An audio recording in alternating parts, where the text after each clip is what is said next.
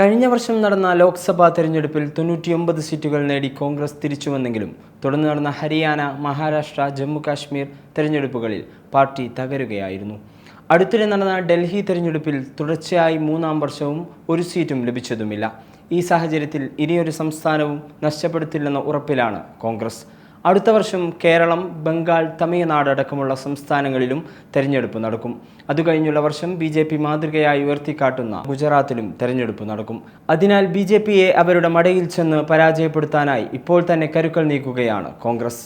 ഇതിന്റെ ഭാഗമായി അടുത്ത AICC പ്രത്യേക സെഷൻ ഏപ്രിൽ 8-നും 9-നും ഗുജറാത്തിലെ അഹമ്മദാബാദിൽ നടക്കും. കേന്ദ്രത്തിലെയും സംസ്ഥാനങ്ങളിലെയും BJP സർക്കാരുകളുടെ ജനവിരുദ്ധ നയങ്ങൾ ഉയർത്തുന്ന വെല്ലുവിളികൾ, ഭരണഘടനയ്ക്കെതിരായ അക്രമങ്ങൾ തുടങ്ങിയ രാഷ്ട്രീയ വിഷയങ്ങൾ ചർച്ച ചെയ്യുന്നതിനൊപ്പം കോൺഗ്രസിന്റെ ഭാവി രൂപരേഖയും വിശദമായി ചർച്ച ചെയ്യുമെന്ന് AICC general secretary KC Venugopal അറിയിച്ചു. ഏപ്രിൽ 8-ന് വിപുലമായ കോൺഗ്രസ് പ്രവർത്തക സമിതി CWCയോടെ സമ്മേളനം ആരംഭിക്കും. ഏപ്രിൽ 9-ന് AICC പ്രതിനിധി സമ്മേളനവും നടക്കും. Congress parliamentary party chairperson Sonia Gandhi, Lok Sabha പ്രതിപക്ഷ നേതാവ് രാഹുൽ ഗാന്ധി, കോൺഗ്രസ് ഭരിക്കുന്ന സംസ്ഥാനങ്ങളിലെ മുഖ്യമന്ത്രിമാർ, പ്രതിപക്ഷ നേതാക്കൾ, ദേശീയ ഭാരവാഹികൾ, മുതിർന്ന പാർട്ടി നേതാക്കൾ, മറ്റ് AICC പ്രതിനിധികൾ എന്നിവർ പങ്കെടുക്കും. രണ്ട് യോഗങ്ങളിലും കോൺഗ്രസ് പ്രസിഡന്റ് മല്ലികാർജുൻ ഖാർഗെയാകും അധ്യക്ഷത വഹിക്കുക. നിർണായകമായ ചർച്ചകൾക്കുള്ള വേദിയെന്നതിനപ്പുറം സാധാരണക്കാരുടെ ആശങ്കകൾ പരിഹരിക്കുന്നതിനും ദേശീയ രാഷ്ട്രീയത്തിലെ ശക്തമായ ബദൽ ദർശനം സമ്മേളനത്തിൽ അവതരിപ്പിക്കുമെന്ന് KC അറിയിച്ചു. മഹാത്മാഗാന്ധിയുടെയും അംബേദ്കറുടെയും പാരമ്പര്യവും ഭരണഘടനയും സംരക്ഷിക്കേണ്ടതിന്റെ ആവശ്യകത പാർട്ടി തിരിച്ചറിഞ്ഞിട്ടുണ്ടെന്നും അദ്ദേഹം പറഞ്ഞു.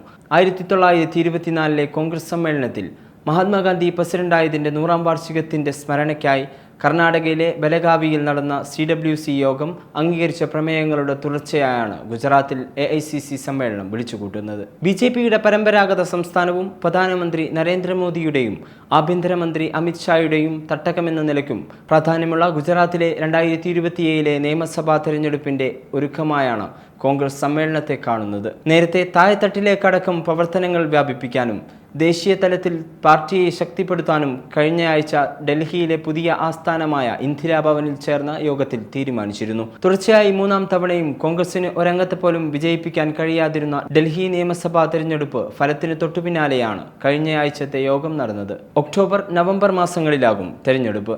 അതിനു മുന്നോടിയായുള്ള സഖ്യസാധ്യതകളും ഗുജറാത്ത് സമ്മേളനം ചർച്ച ചെയ്യുമെന്നാണ് അറിയുന്നത്.